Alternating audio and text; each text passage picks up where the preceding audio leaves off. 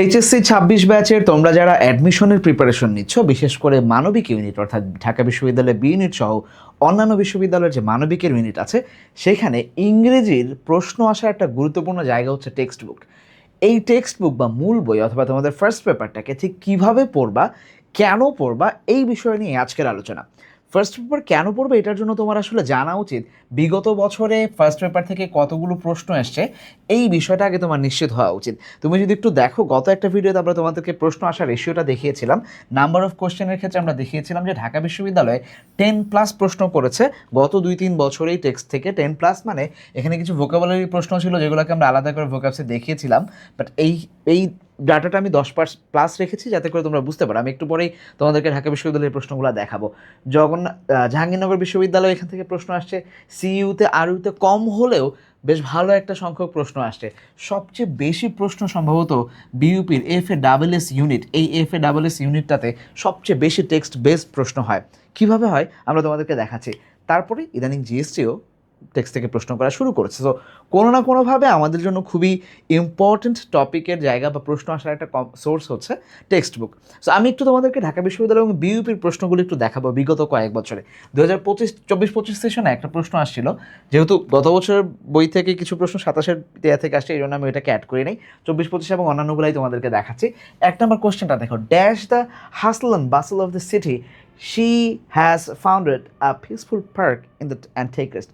এই লাইনটা হয়তো বইয়ে কোথাও নাই এক্স্যাক্টলি, বাট তুমি যদি অপশনগুলোর দিকে থাকাও, অ্যামিস্ট অল দো সিনস নেভারদ্যালেস, এইবার তুমি খেয়াল করবা যে তোমাদের তখন সিলেবাসে যেই বইটা ছিল সেই বইতে, বা তোমাদেরও আছে এখন একটা ছোট গল্প, এই গল্পের একটা মানে অংশ রয়ে গিয়েছে, বঙ্গবন্ধুর স্পিচের একটা অংশ রয়ে গিয়েছে, সেখানে আমরা দেখতে পাচ্ছি যে এই যে এখানে একটা লাইন এরকম ছিল, the enemy is amazed to create chaos and confusion, to create anarchy and to loot. শত্রুরা আমাদের চারপাশে রয়ে গিয়েছে, আমাদেরকে ঘেরাও করে আছে বা আমাদের মধ্যেই লুকিয়ে আছে, এই ধরনের অর্থ দিচ্ছিল। So amidst the hustle and bustle of the city, সিটির এই হাসল অ্যান্ড বাসলের মধ্যে, সো কোনোভাবেই সেটা সিনস অলদো অথবা নেভারদ্যালেস হওয়ার অপশন নাই। একমাত্র এইটা যে অ্যামিজডই অর্থ হবে, এটা ফর শিওর। এখন এইটা তুমি বলতে পারো যে ভাইয়া এটা কি আসলে টেক্সট থেকে আসে কিনা, এক্স্যাক্টলি হয়তো না, বাট আমি যেটা বললাম যে এটা টেক্সটটা পড়লেই তুমি বুঝতে পারবা যে হ্যাঁ এইখান থেকেই প্রশ্নগুলোর ব্যবহারগুলো আছে, সেটা হোক ভোক্যাবস কিংবা প্রিপোজিশন কিংবা অন্যান্য মেমোরাইজিংয়ের পার্ট যা আছে, গ্রামার যা আছে ইন্টিগ্রেটেড, এই জিনিসগুলো। 2 নম্বর প্রশ্নে দেখো এই প্রশ্নটা কোত্থেকে আসছে, আমরা যদি খেয়াল করি যে এই প্রশ্নটা আসছে দ্য সিনোনিম বলা আছে, সিনোনিম অফ ডেভিয়েট শব্দের সিনোনিম। এই জায়গা থেকে আমরা হয়তো ধরতে পারি যে ভাই প্রশ্ন তো ভোক্যাবস থেকে আসছে, ডেফিনেটলি মেমোরাইজিং থেকে প্রশ্ন আসছে, ভোক্যাবস থেকে আসছে। ভোক্যাবসের অন্তত 70-80% প্রশ্ন, আরও বেশি হতে পারে, 90% আমি ক্লেম করতে পারি, আসে টেক্সট থেকে। খেয়াল করো এই বইটা, এই গল্পটা, এই ওয়ার্ডটা কোথায় ছিল, আমরা যদি একটু খেয়াল করি তাহলে তোমাদের বইয়ে এডুকেশন অ্যান্ড ভ্যালুজের একটা প্যাসেজ আছে, গত সিলেবাসেও ছিল, তোমাদেরও আছে, সেখানে আমরা দেখতে পারবো যে অনেকগুলো লাইনের মাঝখানে এই যে বলা আছে, if student combine the values they learn at home with those that the school gives them, they will not deviate.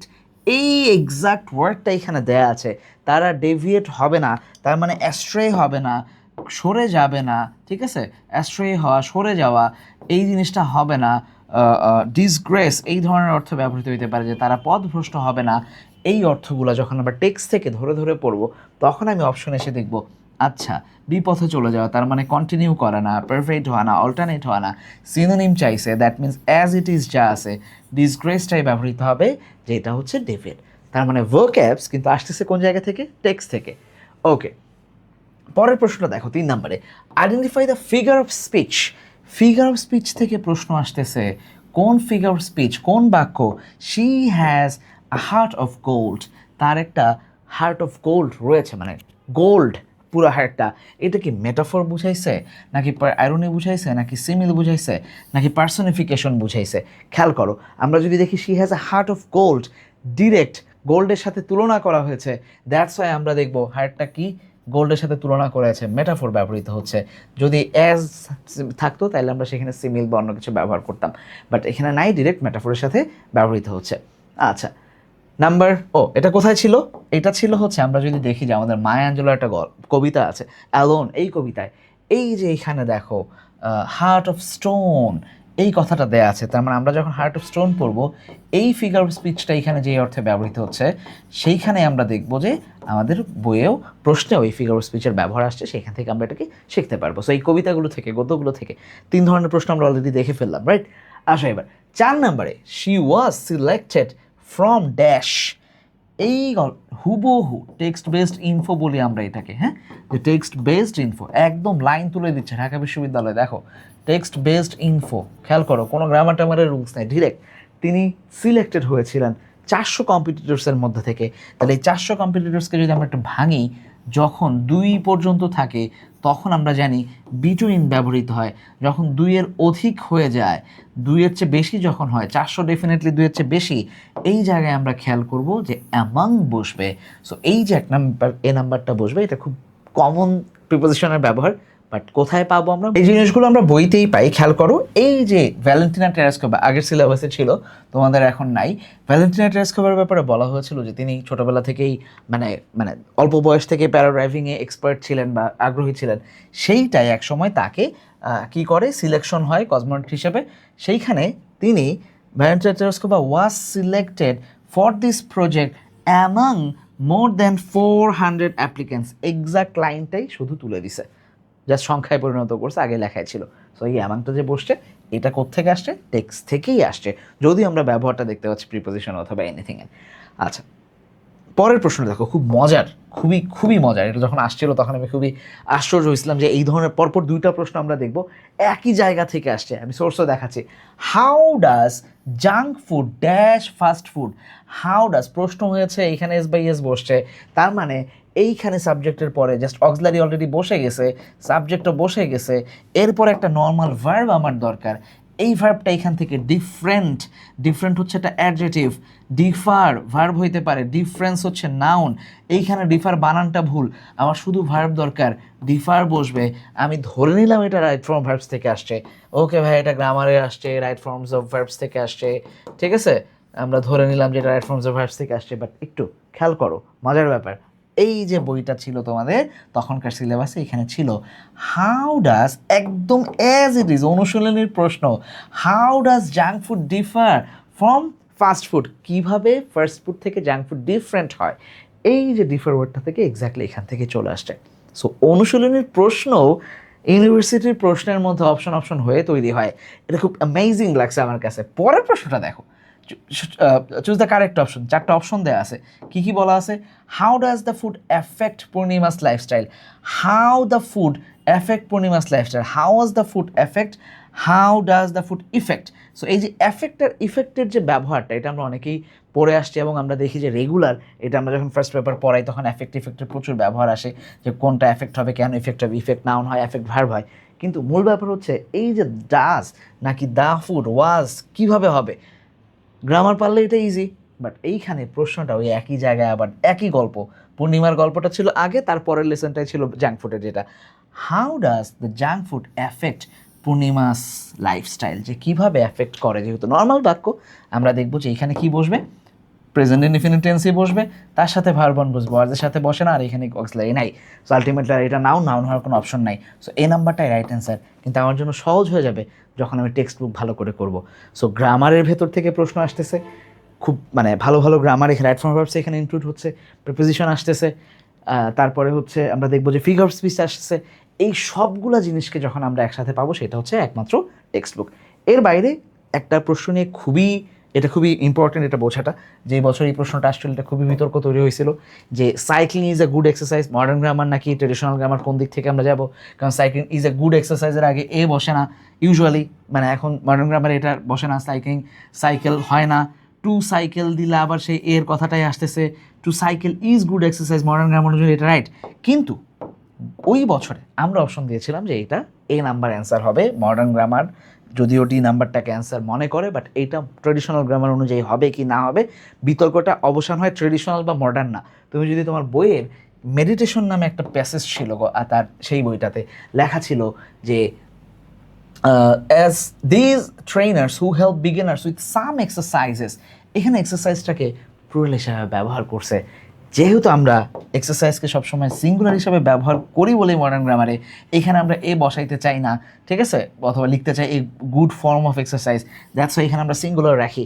কিন্তু এইখানে যেহেতু প্লুরাল ব্যবহার করে ফেলছে, সো তোমার জন্য এটা বইয়ের ট্র্যাডিশনাল গ্রামারকেই ফলো করে সাইক্লিং ইজ আ গুড এক্সারসাইজটাই বসা উচিত, এবং এইটাই আলটিমেটলি পরে রাইট অ্যান্সার হয়েছিল। আমাদের স্টুডেন্ট যারা এটা দাগে আসছিলো তারা ঠিকঠাক না মার্কস পাইছিল, মানে আমরা ক্যালকুলেশন তখন করছি যে হ্যাঁ ঠিক ছিল।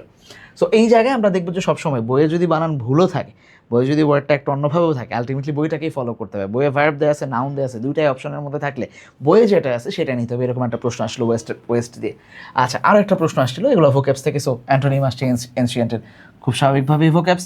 কিন্তু তুমি যদি দেখো, ঘুরে ফিরে দেখো, তাহলে আসছে থেকে এই যে এখানে একটা ওয়ার্ড ছিল যে অনেক আগে থেকেই, এনশিয়েন্ট টাইমস থেকেই, ওই একই বেনিডিকশন থেকে প্রশ্ন আসছে। তার মানে অ্যান্টোনিম যেহেতু চাইছে, কন্টেম্পোরারি মানে বর্তমানে যা আছে, সমসাময়িক, এই ধরনের।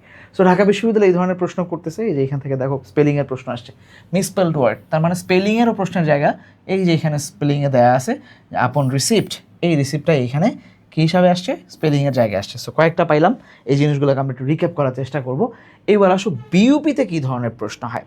বিইউপির প্রশ্ন আরও ইউনিক, একদম হুবহু।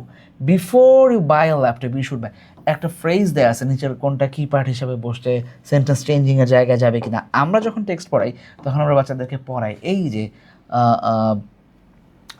কোথায় গেল, এখানে by the end of the meal, এই যে অংশটুকু, some people take few glasses of water before you buy laptop you should, যেভাবে বাক্যের ব্যবহারগুলো আমরা করতেছি বইয়ে ওইভাবে পাচ্ছি, অ্যাজ ইট ইস এখান থেকে প্রশ্ন আসতেছে। তার মানে তুমি যদি টেক্সটটা খুব ভালো করে পড়ো, গ্রামারটাকে ধরার চেষ্টা করে এখান থেকেই, তখন তুমি আলটিমেটলি প্রশ্ন যেখান থেকে আসুক পারবা। এরপরের প্রশ্নগুলো আরও মজার। অল পিপল ডিম but not equally, who is the author of this code. তুমি কোন গ্রামার বই মুখস্থ করলে এটা পারবা ভাইয়া? কিচ্ছু করা নাই, তোমাকে ফিরতে হবে চারটা অপশনের মধ্যে, বই থেকেই আসছে প্রশ্ন হুবহু। এইখানে ডিএইচ লরেন্স আসছে, কি বলছে অল পিপল ডিম, তার মানে এই যে ডিএইচ লরেন্সের কবিতা থেকে আসছে। আরেকটা কবিতা ছিল ল্যাংস্টন হিউজের, এখান থেকেও প্রশ্ন আসতে পারে। সো এইগুলাকে আমরা বিইউপির জন্য আলাদা করে একটা সুন্দর নাম দিয়েছি, সেটা হচ্ছে টেক্সট বেসড ইনফো। একদম ডিরেক্ট টেক্সট ছাড়া আর কোথাও পাওয়া যায় না এদেরকে, এই জিনিসগুলো হচ্ছে টেক্সট বেসড ইনফো। প্রচুর প্রশ্ন আসে, খেয়াল করো। ভস্টক 5-এ who flew with the Vostok 5, তুমি পৃথিবীর কোন গ্রামার বইটা পাবা? অন্য আর কোথায় এটা পাবে? এটা কি সাধারণ জ্ঞানের প্রশ্ন? না, এটা টেক্সট বইয়ে ছিল। এই যে ভস্টক 5-এ করে ইউরি গ্যাগারিন, সরি আমাদের হচ্ছে কি নাম, ভ্যালারি বায়োস্কোভি নামে একজন ছিলেন ভদ্রলোক, উনি গেছিলেন, মানে যখন ভ্যালেন্টিনা টেরেস্কোভার ছিল সেখানে ভ্যালারি বাইকভস্কি নামে একজন এই ভদ্রলোক গেছিল, এটা লেখা আছে এখানে। সো ভস্টকে এই যে ভ্যালারি বাইকভস্কি ফ্লাই করছিল।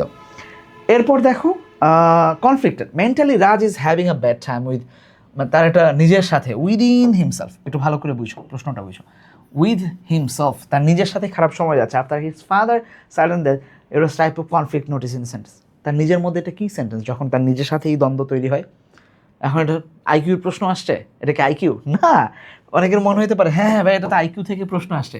না রে ভাই, এই যে এইখানে তোমাদের যে বইটা ছিল তখন, এই বইতে কনফ্লিক্টের নামের যে প্যাসেজটা ছিল সেইখানে আমরা দেখছি ইন্টারপার্সোনাল কনফ্লিক্ট, ইন্ট্রাপার্সোনাল কনফ্লিক্ট, নিজের সাথে যখন নিজের হয় তখন আমরা দেখছি যে একজন ভদ্রলোক কেউ যদি এই যে ইন্ট্রাপার্সোনাল কনফ্লিক্ট যেটা উইদিন ইন্ডিভিজুয়াল হয়, তার নিজের সাথেই হয়, তাহলে এবার ফিরে দেখো তো যে তার সাথেই ঘটছে কিনা। ব্যাড টাইম উইদিন হিমসেলফ, এই যে উইদিন হিমসেলফ বলছে, দ্যাটস ওয়াই এটা ইন্ট্রাপার্সোনাল। যদি ওয়ান ভার্সেস ওয়ান হইতো তাহলে ইন্টারপার্সোনাল হইতো, ওয়ান তার নিজের ভেতরেই মরে যাচ্ছে, তার মানে এটা ইন্ট্রাপার্সোনাল। ইন্টার গ্রুপ হইলে দুইটা গ্রুপের মধ্যে হইতো, ইন্ট্রা গ্রুপ হলে দুইটা গ্রুপের, একটা গ্রুপের মধ্যেই নিজেদের মধ্যে গ্যাঞ্জাম লাগতো। এই জিনিসগুলো তুমি ভাই কোথায় পাবা? শুধু টেক্সট বইয়ে পাবা। এইভাবে তুমি যদি প্রত্যেকটা প্রশ্নের সেটা আমি তোমাদেরকে দিয়ে দিব। এই যে গোল্ডস্মিথ তোমাদের ইউনিট 1-এ আছে এখন, গোল্ডস্মিথ কেজ বানাইছে, কী দিয়ে বুঝাইছে, কেমনে বুঝাইছে, কোত্থেকে আসছে? ওই যে এডুকেশন বার্ডকে যে পাখিকে যে শেখাচ্ছিল সেই গল্প থেকে আসছে। সো প্রত্যেকটাতে who made Hercules undergo the 12 flavour, কোথাও পাইবা না এটা, শুধুমাত্র তোমাদের টেক্সট বইয়ে পাওয়ার কথা ছিল, মানে তখন যে টেক্সট বই ছিল। সো তোমার তখন সিলেবাস ছিল শর্ট, ফুল বই থেকে প্রশ্ন আসতো, বাচ্চাদের অনেক কষ্ট হতো। তোমাদের তো এখন ফুল সিলেবাস। সো তোমাদের বই আবার তার উপরে নতুন নতুন অনেক গল্প আসছে, অনেক জায়গা তৈরি হচ্ছে প্রশ্ন আসার। সো ওই জায়গাগুলো থেকে ডেফিনেটলি প্রশ্ন আসবে। সেগুলো একটু তোমরা দেখে নিবা যে কোন কোন জায়গা থেকে সাধারণত প্রশ্ন আসে। মানে প্রশ্নের লেভেলটা দেখো, আমি এই প্রশ্নটা রাখছি আলাদা করে, the setting of the story mother of Mannville. তার মানে তুমি শুধু বই মানে গল্পের নাম জানলেই হবে না, গল্পের পটভূমিও জানতে হবে যে ঠিক কোথায় এটা তৈরি, মানে গল্পটা লেখা হয়েছে কোথায়। খেয়াল করো গল্প লেখা হয়েছিল কোথায়, এই যে এখানে কেরালা মাউন্টেনের এইখানে উনি মাউন্টেনিয়ারের জন্য গেছেন, সেইখানে মানে কেবিন পাইছেন একটা, যেটা হাফ এ মাইল, পুরাটাই একটা মাউন্টেনাস জায়গা নিয়ে তৈরি হয়েছে, গল্পের পটভূমি তৈরি হয়েছে। তার মানে mountain, river side, marshland, sea beach, এগুলো হবে না। সো তোমাকে গল্পের ভেতরে ভেতরে ঢুকে অনুধাবনমূলক যে বাংলায় প্রশ্ন আসে, অলমোস্ট এই ধরনের প্রশ্ন আসতেছে। সো এটা বোঝাটা জরুরি এই জন্য যে আমরা কীভাবে পড়বো। সো কয়েকটা জিনিস আমাদেরকে পড়তে হবে, যে গ্রামার তো পড়বোই, সো ভোকাবুলারিকে আমরা কীভাবে পড়বো, আমরা একটু আলাদা করে প্রত্যেক দিন ইউনিট বেসড আমরা ভোকাবুলারিগুলোকে 5টা বা 10টা করে, আমরা ইউজুয়ালি আমাদের যারা স্টুডেন্ট হয় তাদেরকে আমরা ডেইলি একটা ফ্ল্যাশ কার্ড দিই, ডে 1, ডে 2 এভাবে আগে থাকে। প্রত্যেকটা ইউনিটের আলাদা করে তুমি ভোকাবুলারিগুলোকে রেডি করে ফেলবা এবং এগুলোকে জাস্ট অর্থ বুঝে বুঝে প্রথমে পড়বা। দেন আবার যখন রিভিশন প্রসেসে যাবা তখন বাক্য সহ পড়বা, সিনোনিম অ্যান্টোনিম সহ পড়বা, বাট প্রথমে আগে অর্থটা ভালো করে বুঝবা। এটা একটা। এবার আসলে ঢাকা বিশ্ববিদ্যালয়ে শুধু যারা রিটেন পরীক্ষা দিবা, তারা রিটেন কোত্থেকে পড়বা? টেক্সট থেকেই পড়বা। খেয়াল করো গত কয়েক বছর ধরে টানা how education can enlighten once life text থেকে আসছে, এডুকেশন অ্যান্ড লাইফ ওই গল্প থেকে আসছে, প্যারাগ্রাফে 10 মার্কস ছিল। এরপরে যদি তুমি যাও গত বছর এবং তার আগের বছর, এই 2 বছর প্রভার্ব থেকে এক্সপ্লেনেশন আসছে, প্রশ্নের প্যাটার্ন একটু চেঞ্জ হয়েছে, বাট তার আগে বই থেকে এক্সপ্লেনেশন আসতো। আমি দেখাচ্ছি তোমাদেরকে, গত বছর শুধু এই অন দ্য ইভ অফ এইটুকু ছাড়া বাদ বাকি প্রত্যেকটাই বইয়ে ছিল, এবং এগুলো তোমাদের বই, ওরা ভুলক্রমে হচ্ছে আগের বছরের বই থেকে প্রশ্ন করে ফেলছে।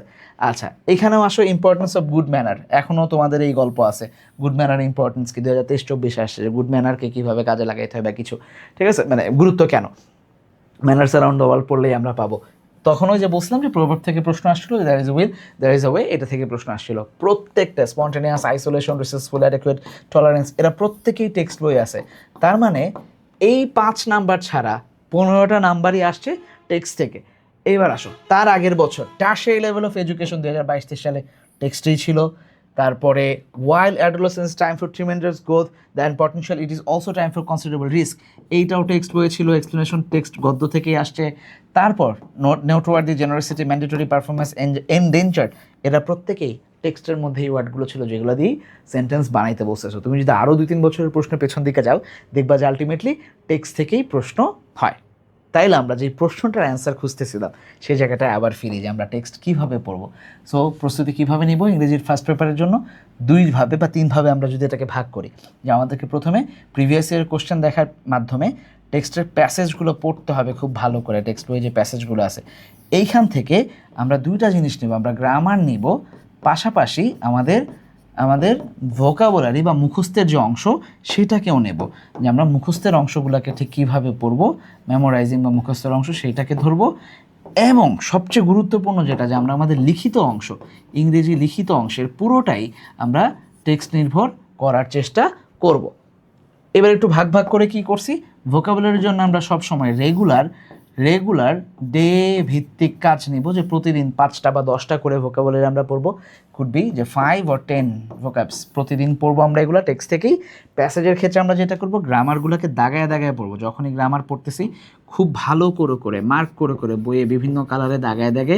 আমি অলরেডি আরেকটা ক্লাস নিব যে আমরা কীভাবে পড়াই, তাহলে তুমি একটু বুঝতে পারবা। সেখানে তোমরা যারা নতুন আসছো বা আগে কখনো টেক্সট বইকে পড়তে চাও নাই, এখন প্রয়োজন অনুভব করবা, সেই জায়গায় আমরা তোমাদেরকে দাগায় দাগায় দেখাবো যে কীভাবে একটা টেক্সট থেকে ফোকাস বের করতে হয়, গ্রামার বের করতে হয়, রিটার্নের জায়গাগুলোকে কীভাবে এক্সপ্লোর করতে হয়, এই জিনিসটা তোমাদেরকে দেখাবো।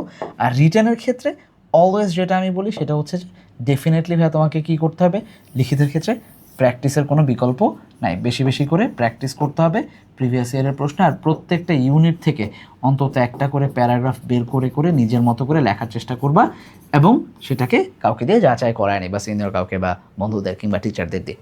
সো এই পুরো প্রসেসটা যদি তুমি ফলো করতে পারো, ইনশাল্লাহ টেক্সটকে পড়াটা তোমার জন্য ইজি হয়ে যাবে। এবং গুরুত্বটা অবশ্যই একটু আগে তোমরা পুরো আলোচনা যেটা করলাম সেটাতে বুঝে গেছো। সো এই জায়গাগুলো থেকে যে মুখস্থের জায়গা, সেটা স্পেলিং হোক, প্রিপোজিশন হোক, কিংবা ভোকেবস অন্যান্য জায়গা হোক, গ্রামার ভেতর থেকে যেভাবে আসছে ইন্টিগ্রেটেড গ্রামার, এবং রিটেনের জায়গাগুলোকে একটু ক্লিয়ার করার চেষ্টা করবা। সো আশা করছি যে নেক্সট ক্লাসে আমরা তোমাদেরকে দেখাবো যে কিভাবে টেক্সট পড়তে হয়। আজকে তো গুরুত্বটা দেখাইলাম এবং ওয়েগুলো দেখাই দিলাম, এবার আমি তোমাদেরকে একটা লেসন পড়াই ইনশাল্লাহ দেখাই দেবো যে টেক্সটকে কীভাবে পড়বা সামনে থেকে। সো তোমাদের সাথে দেখা হচ্ছে পরের লাইভে। আশা করছি নতুন কিছু নিয়ে আলোচনা করতে পারবে ইনশাআল্লাহ। আসসালামু আলাইকুম।